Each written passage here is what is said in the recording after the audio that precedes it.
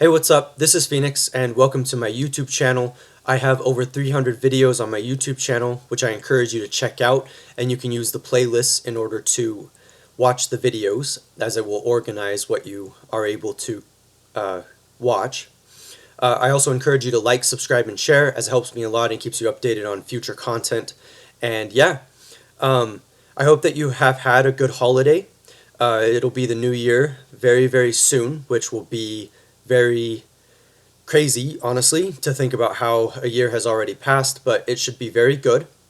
And I would like to end the year by talking about one of my favorite shows that I have ever watched, and that is Mr. Robot. Now, there are a few shows that are definitely my favorite, one of which is The X-Files, as well as Teen Wolf, which was on MTV for a while, for its duration. And I also like The Blacklist, and House, as well as some other shows.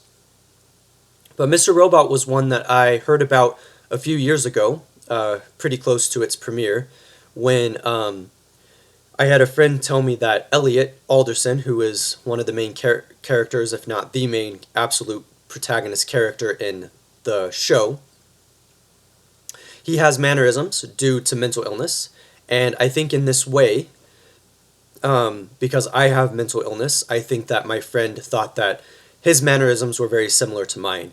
And I actually saw that as a compliment, particularly as I started watching the show, because Elliot is definitely a very interesting person and a very interesting characterization nonetheless. And I like the comparison because I probably do have certain mannerisms that you have because of mental illness and how it kind of changes your perception on life and what life is. Now, speaking of mental illness, I think mental illness is one of the most moving things that Mr. Robot touched on. Just so you're aware and have a little bit of background, there are spoilers ahead, by the way, so just be aware. But the background of Mr. Robot, because the show is called Mr. Robot, but Elliot is not Mr. Robot, but he actually kind of is, so it's like hard to tell. So basically, Mr. Robot is an alternate ego, an alternate personality of Elliot, because Elliot has a kind of dissociative personality disorder. And so there's Elliot, but then there's also Mr. Robot, who comes out in a variety of ways, particularly through Elliot's mind. And often this was portrayed as Elliot often talking to Mr. Robot, but it also in the fourth season took on an even deeper turn, because basically Mr. Robot was actually the character that was being recorded. And the effect of this is you basically think Mr. Robot is a real person, because that's how representation in drama works, particularly in film, where the person that you're seeing is the person that is actually real. But in this case, Mr. Robot is not real. Mr. Robot is Elliot. And so that was a really interesting technique. But mental illness was definitely a common theme throughout the show. And Elliot suffered a lot. He suffered so much, just from mental illness, not even all of the other things that happened, the violence towards him. But he suffered from loneliness. He suffered from the mental illness itself, which caused pain. He suffered from depression and anxiety. And none of these things were what you can imagine he wanted to experience. And that was very, you could describe that as very painful for him. And it definitely was. And they depict that throughout the 4 seasons of the show. And I'll talk about the ending in a little bit and how that relates to the mental illness as well. But yeah, so it was very moving, honestly, to see Elliot described in these terms and portrayed in these terms. Elliot, who was just trying to do his best and trying to change the world in a positive way. And it's powerful to think about. Now, I wanted to talk about the ending, and this is definitely a spoiler, but it was an important moment for me and a defining moment upon watching the show. Literally upon watching this ending, you realize how complicated the show has been and what the show has been building up to. And the ending paints the show, the entire 4 seasons, in a new light in a very remarkable way. And they basically go back to the roots and they explain things in a beautiful way. Now, there is a term that I learned called Friesen, and Friesen is when you watch something or experience something profound. And due to art or something like that, maybe due to a film or due to a book or due to a song. And I had Friesen at the ending of the show. and it was very powerful to me. So basically, to describe it in a nutshell, you find out that Elliot was never really there. He never existed, in a sense, and this worked in a very real way because Elliot was only partially there, as it's described in the text, as it's described in the show. Elliot was only partially there, and that was because he had disassociated so much. And you find out that the reason why he disassociated to the point to where even Elliot was not Elliot, he's basically Mr. Robot and all of the other characters, was because of the pain that he was feeling, the pain that he was suffering from, the pain that really hurt him. And the only way that he could change the world and do positive things and do good things was by literally detaching from reality. And that is an amazing theme. And I had a moment of reason because of that, and I still do, because I find that to be a very moving ending. The idea that someone could suffer so much that they have to disassociate from themselves. I mean, it's a really, really powerful idea. And it's not a very easy idea to capture, because usually our impulse when we say that things aren't real is to say that none of it was real. But you find out that even though the show had been going in the direction of wondering if any of it was real, you find out that it was actually all real, but it was real to varying degrees and to varying levels, and it was a really intelligent way to end the show. And again, to reiterate, I find that to be a very, very powerful idea, that you could suffer so much that you would have to literally detach from reality, that you would only be partially there. And it's amazing. So I encourage you to watch it. I encourage you to watch the show, and definitely start at the beginning. One of the thematic elements that the show touched on was abuse as a kid. Elliot was definitely abused as a kid. He was pushed out of a window, for instance, and that actually had a prominent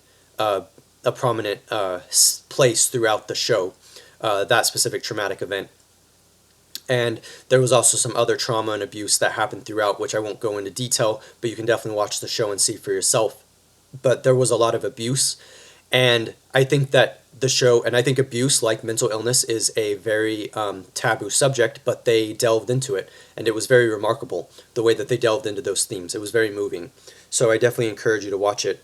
There was also a lot of violence in the show, and there were moments where I thought that the violence was over the top and it was not needed, but then after watching the end of the show, you realize why the violence was there. Definitely, Mr. Robot is a provocative show. It gets you to think, and it depicts things that are not easy to watch, and I think that that was intentional. I assume it was intentional because it makes the most sense with the film, with the story of the show, which I think is very powerful. Now, I'm not going to go too much into detail but of this idea, but I think so you can experience it yourself if you watch the show. But there was a notion of recursion, and part of what makes the show so fascinating is the way in which it deals with math, as well as hacking and computer programs and programming and engineering, and it really goes into a lot of these things in a really interesting way, because Elliot is the vigilante hacker, as you can imagine. And there was a moment where you find out that in Elliot's head there was a recursed version of himself, where Elliot was already Elliot, but in his mind there was another Elliot, and Elliot was literally keeping Elliot safe. A very interesting idea. I don't think it was very easy to depict in film, because there are a lot of elements there. But I get goosebumps and I get excited just thinking about that idea. Definitely watch it for yourself, and you will see how it ties into the show and how it ties into the themes and things like that. But to make a long story short, I was very fascinated by the idea of recursion. Now, I would also say that money was a prominent theme throughout the book, capitalism, and partly because Elliot's goal was to attack the 1% and to redistribute wealth. And this is a very difficult thing to depict in television, because people are definitely attached to capitalism in a lot of ways. People think of money as the best thing that can happen to them. And so money has a very corrupting influence. There is a monologue at the beginning of season 3 where Elliot is talking and thinking in his mind about capitalism, and it's a really fascinating way in which he goes about it when he talks about Adam Smith and he talks about the changing society. Really, really prescient and relevant to our times. And basically, I won't spoil too much of it, but the 1% is indeed finally attacked, and there is a redistribution of wealth, and it's pretty powerful how that happens. And it kind of gives you hope that greed is not the only function of the world, that greed is not the only thing that drives people. And I think it's a very powerful idea. There are also notions of power, which I won't go into because you'll be able to see it for yourself, but the way in which people with money have power, the way in which people have power at all, particularly with Price, who is one of the villains, but eventually changes his tack throughout the show.